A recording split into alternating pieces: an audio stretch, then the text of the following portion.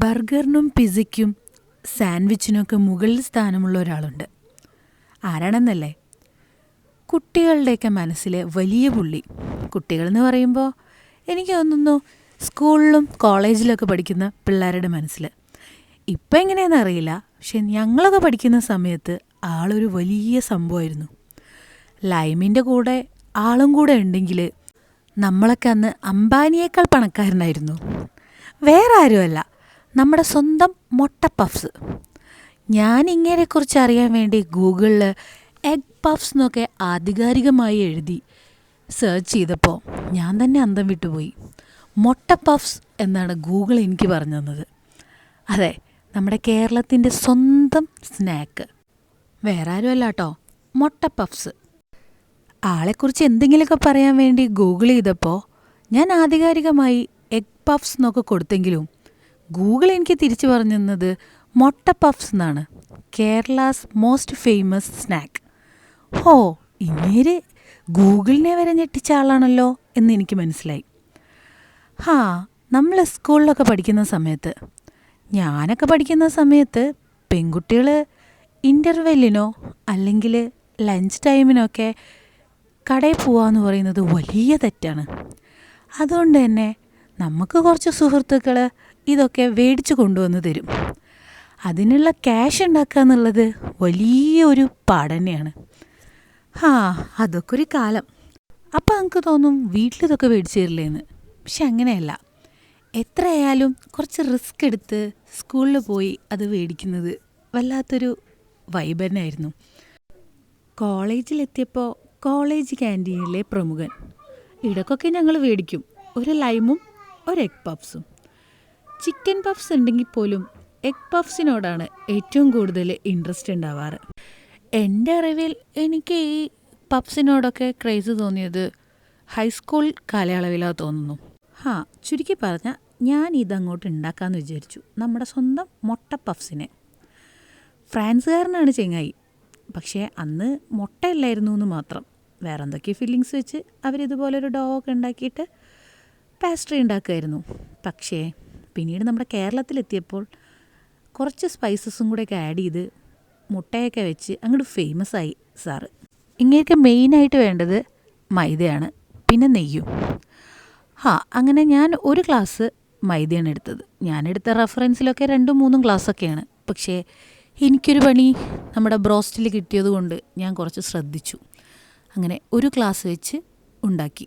ഇല്ല, ഇതും കൊളായി കഴിഞ്ഞാൽ എൻ്റെ കെട്ടിയോൻ എന്നെ ഇവിടുന്ന് ചവിട്ടി പുറത്താക്കും. അതുകൊണ്ട് അങ്ങനെ അതിലേക്ക് കുറച്ച് നെയ്യ്, ഒരു 2 ടേബിൾ സ്പൂണ് നെയ്യോ ബട്ടറോ എന്ത് വേണമെങ്കിലും ഒന്ന് ഒഴിച്ച് കൈ കൊണ്ട് നന്നായിട്ട് ആ പൊടിയിൽ പിടിപ്പിച്ചു കൊടുക്കുക.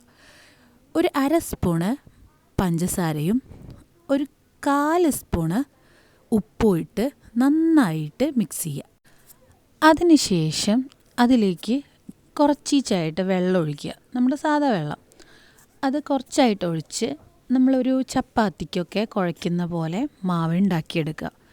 നിങ്ങൾ വീഡിയോയിൽ മുന്നേ കണ്ടിട്ടുണ്ടാവും. നന്നായിട്ട് കുഴച്ചെടുത്ത് ഒരു പാത്രത്തിലിട്ട് കുഴച്ചിട്ട് അതിന് ശേഷം കൗണ്ടർ ടോപ്പ് വൃത്തിയാക്കി കുറച്ച് മൈദ തൂവി അതിൻ്റെ മുകളിൽ ഒന്നും കൂടി കുഴച്ച് ഇതുപോലെ ഒരു ട്രയാങ്കിൾ രൂപത്തിൽ, ദീർഘചതുര രൂപത്തിൽ പരത്തിയെടുക്കുക. എനിക്കങ്ങനെ ഒരു ചതുരമൊന്നും കിട്ടിയില്ലെങ്കിലും അത്യാവശ്യം നീളത്തിൽ ഞാനൊന്ന് പരത്തിയെടുത്ത് അതിൻ്റെ മുകളിലൂടെ ഞാനിവിടെ ചെയ്തിട്ടുള്ളത് നെയ്യും 2 ടേബിൾ സ്പൂൺ നെയ്യും ഒരു 3 ടേബിൾ സ്പൂൺ സൺഫ്ലവർ ഓയിലും മിക്സ് ചെയ്തിട്ട് നമ്മൾ ഈ പരത്തി വെച്ചതിൻ്റെ മുകളിലൂടെ ഒന്ന് പുരട്ടി കൊടുത്തു. അതിനുശേഷം കുറച്ച് മൈദപ്പൊടിയും കൂടി വിതറി കൊടുത്ത് ഇതുപോലെ 2 സൈഡും മടക്കിയതിന് ശേഷം വീണ്ടും ഒന്നും കൂടെ ബ്രഷ് ചെയ്ത് കുറച്ച് മൈദപ്പൊടിയും കൂടി മിക്സ് ചെയ്ത് പൊടിയും കൂടി വിതറി അതിനുശേഷം ഇങ്ങനെ മടക്കി വെച്ചു. ഇനി ഇത് 15 മിനിറ്റ് ഫ്രിഡ്ജിൽ താഴത്തെ തട്ടിൽ ഒന്ന് തണുക്കാൻ വയ്ക്കുക. ഇനി അത് തണുക്കുന്ന നേരം കൊണ്ട് നമുക്കിതിലേക്ക് മസാല ഉണ്ടാക്കാം. മസാല നിങ്ങൾക്ക് ഇഷ്ടമുള്ള പോലെ എങ്ങനെ വേണമെങ്കിലും ഉണ്ടാക്കാം കേട്ടോ. ഞാനുണ്ടാക്കിയ മസാല എങ്ങനെയാണെന്ന് ഞാൻ കാണിച്ചു തരാം. ഇതിങ്ങനെ പരത്തിയിട്ടൊന്ന് സെറ്റ് ചെയ്തിട്ട് വേണം കേട്ടോ വെക്കാൻ. കുറച്ചും കൂടെ എണ്ണ മുകളിലൂടെ പുരട്ടി കൊടുത്തിട്ട് ഫ്രിഡ്ജിൻ്റെ ഏറ്റവും അടിയിൽ തട്ടിയിൽ വേണം പാത്രത്തിൽ ഇത് വെക്കാൻ. ഓക്കെ, അപ്പോൾ ഇനി മസാലകൾ മസാലയ്ക്ക് ഒന്നുമില്ല, വലിയുള്ളി, തക്കാളി, ഇഞ്ചി വെളുത്തുള്ളി പേസ്റ്റ്. ആ ഇഞ്ചി വെളുത്തുള്ളി പേസ്റ്റിക്ക് ഒരു പച്ചമുളകും കൂടെ ചതച്ചിടുക. That's all. അതെല്ലാം കൂടെ കൂട്ടിയിട്ട് നമ്മൾ അടുപ്പത്ത് പാൻ വയ്ക്കുക, എണ്ണ ചൂടാക്കുക, നന്നായിട്ട് വഴറ്റിയതിന് ശേഷം അതിലേക്ക് ഉപ്പ്, അതുപോലെ തന്നെ ഒരു മുളക് പൊടി, നിങ്ങൾക്ക് എരിവിനനുസരിച്ച് മുളക് പൊടി ഇടുക. കുരുമുളക് പൊടി വേണ്ടവർക്ക് കുരുമുളക് പൊടി ഇടുക. പിന്നെ മഞ്ഞൾപ്പൊടി, മല്ലിപ്പൊടി, പിന്നെ കുറച്ച് garam masala powder, chicken masala powder ഉണ്ടെങ്കിൽ അതും ഇടാം, നിങ്ങളുടെ ഇഷ്ടം കേട്ടോ. പിന്നെ അതിലേക്ക് മല്ലിച്ചപ്പോ പുതിനയോ എന്തെങ്കിലും ഉണ്ടെങ്കിൽ അതരിഞ്ഞിടാം. അതിനുശേഷം കറിവേപ്പിൻ്റെ ഇല, അത് ഓപ്ഷണലാണ്. അതൊക്കെ അവരവരുടെ ഇഷ്ടം പോലെ ചെയ്യാം. ഞാനിവിടെ വെളുത്തുള്ളി ഇഞ്ചി ഇങ്ങനെ ചതക്കുക ചെയ്തിട്ടുള്ളത്. എന്നിട്ട് മസാല ഉണ്ടാക്കി മാറ്റി വയ്ക്കുക. മസാല ഉണ്ടാക്കുമ്പോൾ ഒരു 2-3 ടേബിൾ സ്പൂൺ വെള്ളം കൂടെ ഒഴിച്ചു കൊടുക്കുന്നത് നന്നായിരിക്കും. എന്നിട്ടത് വഴറ്റി മാറ്റി വെച്ചതിന് ശേഷം 15 മിനിറ്റിന് ശേഷം നമ്മുടെ മാവ് പുറത്തെടുത്ത് കൗണ്ടർ ടോപ്പിൽ തന്നെ വെച്ച് ഒരു ചതുരാകൃതിയിൽ ഇങ്ങനെ പരത്തിയെടുക്കുക. എന്നിട്ട് വീണ്ടും നമ്മൾ നേരത്തെ ചെയ്ത പോലെ നെയ്യിൻ്റെയും എണ്ണയുടെയും കൂട്ടെടുത്ത് ഇങ്ങനെ പുരട്ടിയതിന് ശേഷം വീണ്ടും മടക്കി കൊടുക്കുക. എൻ്റെത് ചതുരമൊക്കെ അങ്ങനെ പറയാം, നിങ്ങൾ നന്നായിട്ട് ചതുരാക്കിക്കോട്ടോ. എന്നിട്ട് ഇതിങ്ങനെ നന്നായിട്ട് ബ്രഷ് ചെയ്ത് കുറച്ചും കൂടെ എണ്ണ തേച്ച് കൊടുത്ത് അതിലേക്ക് മൈദപ്പൊടി ഇട്ട് കൊടുത്ത് വീണ്ടും മടക്കി ഒരു 15 മിനിറ്റും കൂടെ റെസ്റ്റ് ചെയ്യുക. 15 ഒരു 30 മിനിറ്റ് എന്തായാലും നമ്മുടെ ഈ ഡോ ഉണ്ടാക്കാൻ നമ്മൾ എടുത്തിരിക്കണം. ഇല്ലെങ്കിൽ അതിൻ്റെ ഒരു പെർഫെക്ഷനിൽ നമുക്ക് കിട്ടില്ല. നെയ്യ് നന്നായിട്ട് പുരട്ടി കൊടുത്തോളുണ്ട് കേട്ടോ. ഇതൊക്കെ ഉണ്ടാക്കുമ്പോൾ ഉള്ളിലൊരു കാളലായിരുന്നു. സംഭവം ഇങ്ങനെ നന്നായിട്ട് വന്നിട്ടുണ്ടെങ്കിൽ പോലും നമുക്ക് ചൂടുവെള്ളത്തിൽ വീണ പൂച്ച പച്ചവെള്ളം കണ്ടാലും പേടിക്കുന്നു പറയില്ലേ, ആ അവസ്ഥയിലായിരുന്നു ഞാൻ കടന്നു പോയിക്കൊണ്ടിരുന്നത്. വല്ലാതെ കോൺഫിഡൻസ് ഒന്നും എനിക്ക് ഉണ്ടായിരുന്നില്ല. അങ്ങനെ വീണ്ടും 15 മിനിറ്റ് റെസ്റ്റ് ചെയ്യാൻ ഞാനതങ്ങോട്ട് മാറ്റി വെച്ചു. ഫ്രിഡ്ജിൽ തന്നെ വെക്കണേ. അതിനുശേഷം മുട്ട പുഴുങ്ങാനിട്ട് നമ്മുടെ മസാല കേട്ടോ, ഞാൻ പറഞ്ഞില്ലേ കുറച്ച് വെള്ളം ഒഴിച്ചൊന്ന് ഇതുപോലെ ഒരു റോസ്റ്റ് പരുവത്തിലാക്കി വെക്കണം. 15 മിനിറ്റിന് ശേഷം വീണ്ടും എടുത്തു കൗണ്ടർ ടോപ്പിൽ നമ്മുടെ മൈദപ്പൊടി വെതറി അങ്ങേരെ അങ്ങോട്ട് പരത്തി അതിൽ നിന്നൊരു ചതുരത്തിൽ ഇങ്ങനെ ഓരോ ഷീറ്റ് വെട്ടിയെടുക്കുക. പരത്തിയതിന് ശേഷം നമ്മുടെ അളവിനനുസരിച്ചിട്ട് ചതുരം കട്ട് ചെയ്തെടുക്കുക. എന്നിട്ടിതാ ഞാനൊരു തെറ്റ് ചെയ്തിട്ടുണ്ട് ഇതിൽ. നമ്മൾ മസാല വെക്കുന്നതിന് മുന്നേ ഒന്നുകൂടെ നമ്മുടെ ആ നെയ്യും എണ്ണയും മിക്സ് തേച്ച് കൊടുക്കണം, എന്നാലേ ഉള്ളിൽ ഒന്നും കൂടെ വേവുള്ളൂ കേട്ടോ. എന്നിട്ട് അതിൻ്റെ മുകളിൽ കുറച്ച് മസാല വയ്ക്കുക, നമ്മുടെ മുട്ട മുറിച്ചിട്ട് അതും വയ്ക്കുക. അതിന് ശേഷം ഇതുപോലെ ചുരുട്ടി വയ്ക്കുക. എന്നിട്ട് നന്നായിട്ട് പെയിൻ്റ് അടിച്ച് കൊടുക്കുക. വീണ്ടും ആ എണ്ണക്കൂട്ട് ഇതിൻ്റെ മുകളിലോട്ട് തേച്ച് കൊടുക്കുക. ഓവനാണെങ്കിലും നമ്മുടെ എയർ ഫ്രയർ ആണെങ്കിലും ഒന്ന് പ്രീ ഹീറ്റ് ചെയ്ത് വെക്കുക കേട്ടോ. മാക്സിമത്തിലിട്ടിട്ട് ഒരു 2-3 മിനിറ്റ് പ്രീ ഹീറ്റ് ഇത് വെച്ചതിന് ശേഷം വേണം നമ്മുടെ ഈ സാധനം അങ്ങോട്ട് കയറ്റാനേ. അല്ല, ഇതൊന്നും ഇല്ലാത്തവരും വിഷമിക്കേണ്ട. ബിരിയാണി പോട്ടോ കുക്കറോ ഉണ്ടെങ്കിൽ നിങ്ങൾക്ക് ഉണ്ടാക്കാവുന്നേ ഉള്ളൂ. അതിൽ കേക്ക് ഉണ്ടാക്കുന്ന രൂപമുണ്ടല്ലോ, അതുപോലെ അത് ചൂടാക്കി വെച്ച് അതിൻ്റെ ഉള്ളിലോട്ട് കേക്ക് ട്രേയിൽ നമ്മുടെ ഈ പഫ്സ് ഇറക്കി വെച്ച് വേവിച്ചാലും മതി. പിന്നെ ഞാനൊരു കാര്യം വിട്ടുപോയിട്ടുണ്ട്. മുട്ട എക്സ്ട്രാ ഉണ്ടെങ്കിൽ, എൻ്റെ കയ്യിൽ 4 മുട്ട കറക്റ്റേ ഉണ്ടായിരുന്നുള്ളൂ, അതുകൊണ്ട് ഞാൻ ഇതിൽ യൂസ് ചെയ്തിട്ടില്ല. ഒരു മുട്ട എടുത്ത് ഒന്ന് കലക്കിയിട്ട് അതിൻ്റെ പകുതി നമുക്ക് ഈ ഡോയിലൊക്കെ ഒഴിച്ചു കൊടുക്കായിരുന്നു. ബാക്കി പകുതി ഇപ്പം ഞാൻ ഇതിൻ്റെ മുകളിലൂടെ ഇപ്പോൾ ബ്രഷ് ചെയ്തത് കണ്ടില്ലേ, ബാക്കി പകുതി എടുത്തിട്ട് അത് ഇതിൻ്റെ മുകളിലൂടെ ഇങ്ങനെ ബ്രഷ് ചെയ്ത് കൊടുക്കാം. ഞാൻ നെയ്യാണ് ബ്രഷ് ചെയ്ത് കൊടുത്തിട്ടുള്ളത്.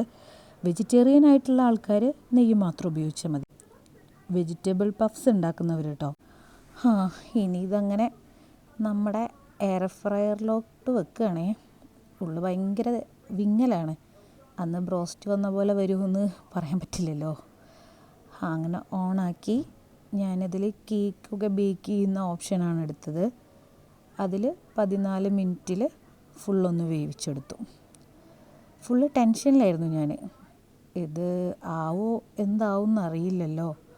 ഓവനിൽ പണ്ട് ഷീറ്റ് കൊണ്ട് ഉണ്ടാക്കിയിരുന്നെങ്കിലും ഇത്ര പെർഫെക്ഷൻ കിട്ടിയിരുന്നില്ല. പക്ഷേ നോക്കൂ, അടിപൊളിയായിരുന്നു റിസൾട്ട്.